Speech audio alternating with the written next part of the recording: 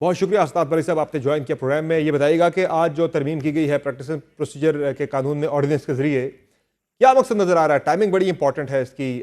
एक तरफ आइनी तरमीम का शोर है कि आइनी तरमीम आने वाली है, एक तासुर ये है कि ये इसलिए कंपोजिशन चेंज की गई है कमेटी की कि आइनी तरमीम चैलेंज ना हो सके। ऐसा ही है या कुछ और इसकी वजूहत हैं? देखिए, ये तो अब ज़ाहिर बात है, हुकूमत की तो बहुत ख्वाहिशें होंगी, हम्म, लेकिन मेन चीज़ ये है कि चीफ जस्टिस जो मौजूदा हुकूमत के हम ख्याल हैं उनको मजबूत किया जाए। क्योंकि 12 जुलाई के बाद हमने देखा कि चीफ जस्टिस काजी फैज साहब बेबस नज़र आए, ख़ासकर केसेस की फिक्सेशन में। वो जिस किस्म के केसेस लगाना चाह रहे थे, जिस जल्दी में लगाना चाह रहे थे, मेजॉरिटी जजेस उसको अप्रूव नहीं कर रहे थे। इस वजह से अब जो है वो चीफ जस्टिस को ये एम्पावर किया गया कि वो एक जज अपनी मर्जी का शामिल करेगा। तीसरा, पहले जैसे मुनीब अख्तर थे, तो अब वो जो कमेटी बनी है फ़ौरन अभी सदारती रेफरेंस की सही भी नहीं खुश ऑर्डिनेंस हुई। जो है वो बिल्कुल और वो आर्डिनेंस जो ही अभी मैं उसके साथ ही जो है वो कमेटी रिकॉन्स्टिट्यूट होगी। और जस्टिस अमीनुद्दीन खान जो एक तसर है कि काजी फैसल साहब के हम ख्याल जज हैं, उनको जो है वो कमेटी का हिस्सा बनाया गया। और तो सीनियरिटी में वो 5वें नंबर पर हैं। ये 5वें नंबर पे। इससे पहले जो कमेटी के अंदर जो रूल था वो ये था कि चीफ जस्टिस के अलावा नंबर 2 और नंबर 3 उसमें नंबर 2 होते थे, बिल्कुल यही बात है। और अब यही नंबर 3 की जगह नंबर 5 को उठा लिया गया देखिए, है। नंबर 2 और नंबर 3 सुप्रीम जुडिशल काउंसिल के आइन में यानी आइन में लिखा हुआ है कि नंबर 2 और 3 होंगे। जुडिशल कमीशन में खैर ज़्यादा हैं, 5 जजेस हैं। तो यहाँ जो है वो जैसे मुनीब अख्तर और काजी फैसल साहब का एक मकसद बड़ी क्या है मन। सर सारी एक्टिविटी का? देखिए, एक तो ये है कि जैसे मुनीब अख्तर और काजी फैसल साहब के ताल्लुकात हमेशा कशीदे ही रहे हैं। 2019 से जब से सदारती रेफरेंस आया, तो हम देखते हैं कि जब जस्टिस काजी फैसल और वो किसी बेंच में भी हिस्सा रहे तो तलखी रही उनकी बेंच के दौरान भी। तो मुनीब अख्तर साहब के साथ कंफर्ट नहीं थे काजी साहब। हुकूमत ये जान चुकी थी कि इन मामलात में जो है वो, और मुझे ये लग रहा है कि कल जो कमेटी की मीटिंग थी, जजेस वेट कर रहे थे, तो काजी साहब घर चले गए और मीटिंग नहीं हो सकी। और आज कमेटी रिकॉन्स्टिट्यूट हो गई कमेटी, और मीटिंग के लिए बताया जा रहा है कि आज था मीटिंग 5 बजे, तो जैसे मंसूर अली शाह अवेलेबल नहीं थे तो अब मंडे को होगी। हुकूमत का मकसद क्या है? हुकूमत का इस वक्त जो मेन पर्पज़ है वो ये है कि हमारा जो जुडिशल पैकेज का प्लान है वो कामयाब हो, और ताकि वो फेडरल कॉन्स्टिट्यूशनल कोर्ट बने, और जो है वो हम यानी एक रिटायर्ड जज को भी chief justice federal constitutional court बना दें। अब देखना है उस पर मौलाना साहब बार जो है वो रजिस्ट कर रही हैं कि नहीं, जो जज हो फेडरल कॉन्स्टिट्यूशनल कोर्ट का उसकी भी रिटायरमेंट एज 65 साल हो। तो मेरा ख्याल है उससे मसला हल नहीं होता।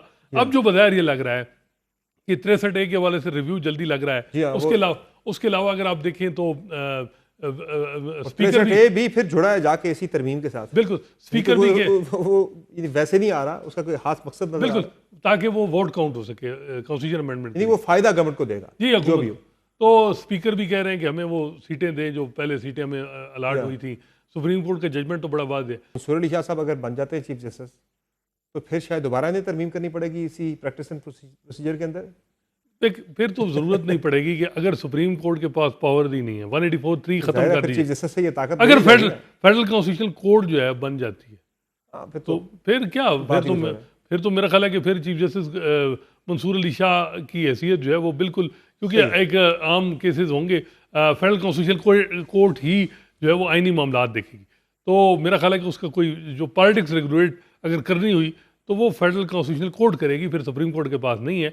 लेकिन बज़ाहिर ये लग रहा है कि ये इंडिपेंडेंस ऑफ जुडिशरी को अंडरमाइन कर रहा है। अमूमन क्या होता है, प्रैक्टिस क्या होती है अमूमन? कोई जब एक्ट बंद क्या आता है तो देखिए, अमल दरामद। देखें, कहीं आपने दुनिया में देखा है कि आर्डिनेंस के जरिए सुप्रीम कोर्ट की इंटरनल जो मामलात है उनको रेगुलेट किया जाता है?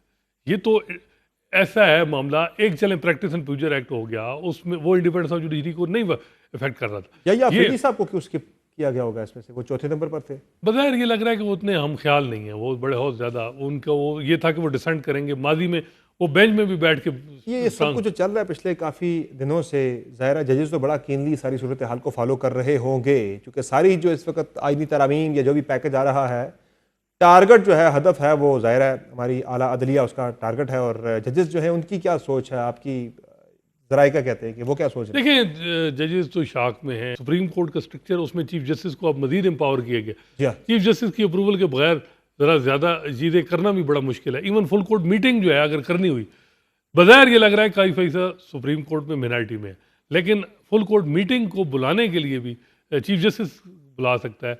अब सारे जजेस क्या उसमें देखना है, रूल्स में तो नहीं लिखा हुआ कि अब रूल्स जो बन रहे हैं उसमें यह है कि जुडिशियल कमीशन में देखिए ना, अगर तरमीम अगर चैलेंज होती है सर, बिलफर्ज ये तरमीम आईनी तरमीम जो है वो चैलेंज करनी है, तो ये 3 रुकनी कमेटी ही फैसला करेगी ना, इसे फुल कोर्ट में लगाना है या लगाना भी है, नहीं लगाना। सारा यही होना है, बेंच यही डिसाइड करना है। तो अब ये है कि मुझे लग रहा है कि लेकिन बाज़ाहिर ये लग रहा है कि अब जजेस की तरफ से देखते हैं कि उनकी तरफ से इन रिस्पॉन्स क्या आता है। एक डिटेल जजमेंट अभी रहती है मखसूस नशिस्तों की, सही है, उसमें देखते हैं कि क्या लिखते हैं वो।